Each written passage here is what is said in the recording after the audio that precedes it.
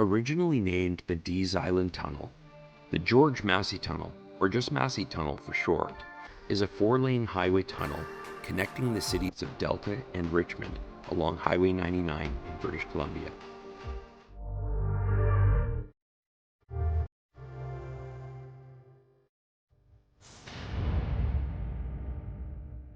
Before the Massey Tunnel opened in 1959, ferry service was used to move goods and people across the Fraser River. In the 1890s, the Union steamship SS Eliza Edwards provided a daily Vancouver-Steveston-Ladner's Landing run. As demand grew, the 45-passenger Sonoma ran twice daily from Ladner to Steveston from 1905 to 1909. Replacing the Sonoma in 1910, the new Delta ran the route 3 times daily in the spring and summer, and twice daily in the fall and winter until 1914. However, dangerous ice flows sometimes temporarily canceled service. With the need to move vehicles across the river, the requirement of a ferry service was important for the further development of the agricultural rich lands south of the Fraser River. The Canadian Northern Railway had plans to build a 3-track slip at Woodward's Landing capable of handling the largest barges. With the financial difficulties and later demise of the railway, the project was abandoned. With this site at the south of No. 5 Road in Richmond much closer to Ladner, ferry trials were done in January of 1913, with the Scanlon making the crossing in 20 minutes pushing a barge. Piles were driven for the new dock, and the province and municipalities upgraded and built approaches and connecting roads on both sides of the river. In November 1913, the Scanlon, with its barge in tow, established the Ladner-Woodward's Landing Government Ferry Service. The Beaver took over ferry service in 1919, but was unsuitable for heavy volumes of traffic. Due to its side loading, it increased the risk of damage to vehicles. The Ladner-Woodward's No. 3 replaced the Beaver in 1926 with higher capacity. A new Ladner ferry landing upstream took over operations in 1931, reducing the crossing time to 10 minutes. Over 60 years after the last ferry, you can still see the derelict remains of this dock. After 6 years of service, the No. 3 ferry, failing its government inspection, was replaced by the MS Agassiz in 1932 with only half the capacity. The Ladner Landing, on a side channel, experienced ongoing silting that required periodical dredging, and at times grounded the ferry in midsummer. To address this issue, the landing was extended into the main channel off Dees Island in 1949. Replacing the Agassiz, the Delta Princess, with a speed of 12 knots, entered service that same year. The new steel-hulled, double-ended twin-screw ferry had a capacity for 35 cars and 200 passengers. This ferry remained in operation until the opening of George Massey Tunnel, then went on to join the BC ferry fleet as the Salt Spring Queen. Winter ice flows and spring flooding, which made ferry navigation hazardous, prompted the demand for a bridge.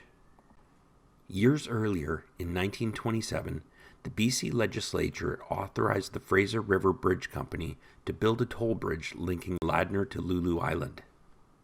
In 1931, despite opposition that wanted the crossing located at New Westminster, the province fixed the site of the proposed crossing at or near Dees Island. The municipality of Richmond, engaging the Ladner Bridge Company, submitted to government plans for the $2.6 million toll bridge. That year, the federal government authorized construction of connecting highways. Financing was in place and preliminary construction work commenced. Ongoing opposition from New Westminster and a change in the provincial government in 1933 changed the proposed location in 1934 to become the Patello Bridge at New Westminster. With this decision, bridge plans were abandoned and ferry service continued for the next 25 years. Years later, the decision to proceed with a permanent crossing at Dees Island was made, with the plans to build a tunnel under the Fraser River. Construction began in March of 1957. Made up of 6 precast concrete sections, these were floated into position by barge and then sunk into shallow trenches that had been dug into the loose sand and silt of the riverbed. These sections were connected, creating a single tube that is subdivided with a concrete wall, each side containing 2 lanes of traffic with a total length of 629 meters. The trench and tunnel were then covered over with a protective layer of rock on each side, plus a bed of stones on top to lock it in place. A structure located at each end of the tunnel houses the main ventilation and pumping equipment. Concrete retaining walls make up the approaches, which extend out about 400 meters from the ventilation buildings. At its lowest point, the roadway is about 22 meters below sea level. It is the only road tunnel below sea level in Canada, making its roadway the lowest in the country. The tunnel was the first to use immersed tube technology in British Columbia. It carries a 4-lane divided highway forming part of Highway 99 under the south arm of the Fraser River estuary, joining the city of Richmond to the north with the city of Delta to the south. Costing approximately $16.6 million, it was opened to traffic on May 23, 1959 as the Dees Island Tunnel. Queen Elizabeth II attended the official opening ceremony of the tunnel on July 15, 1959. The tunnel was renamed George Massey Tunnel in 1967, 3 years after his death. George Massey, a former member of the Legislative Assembly of British Columbia, represented Delta between 1956 and 1960, was a longtime advocate of a permanent crossing to replace the Ladner Ferry. Due to the tunnel being designed and constructed in the 1950s, very little consideration was given to seismic factors. The riverbed is a 600-meter thick layer of sediment on top of bedrock. This sedimentary layer may liquefy during a major earthquake, leaving the tunnel with nothing to rest on, and thus vulnerable to total collapse. As the awareness of the effect of serious seismic activity developed, an engineering assessment and subsequent retrofit project was initiated to increase the survivability of the tunnel in the event of a significant earthquake. This project was started in late 2004 and was completed 2 years later.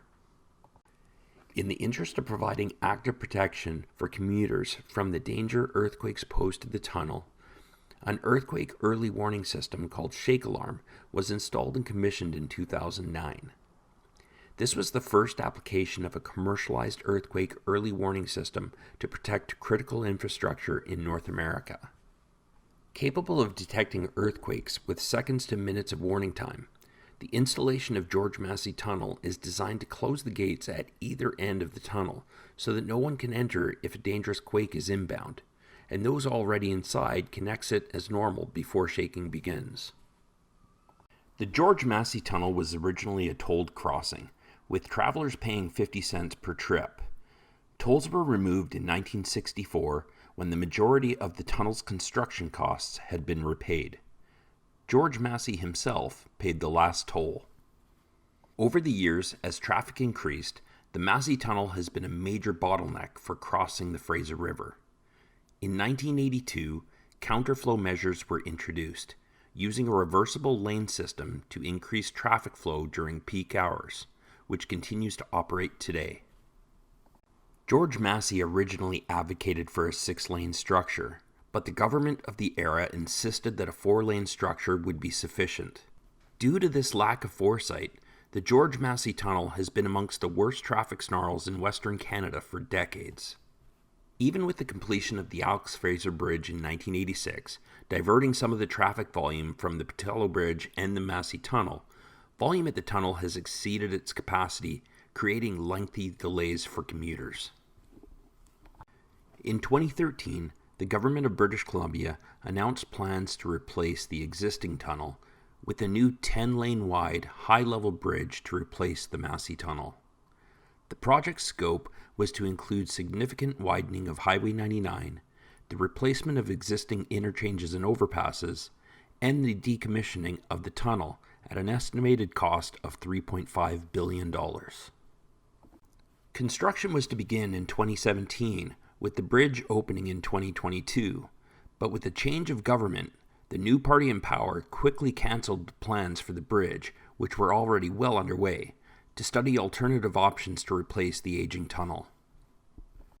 They decided on an 8-lane tunnel, built next to the existing tunnel, with 2 of the 8 lanes dedicated to transit and a separate pathway for cyclists and pedestrians. Since there are 3 lanes during counterflow operations, there will be little change during rush hour traffic for vehicle commuters. However, the counter direction will no longer be bogged down to a single lane of traffic. The BC government says the new tunnel will connect the cities of Delta and Richmond on Highway 99 and cost $4.15 billion, but won't be complete until 2030. Today I'm pleased on behalf of the province of British Columbia to announce that we will be building a new 8-lane immersed tube tunnel to replace the George Massey Tunnel on Highway 99.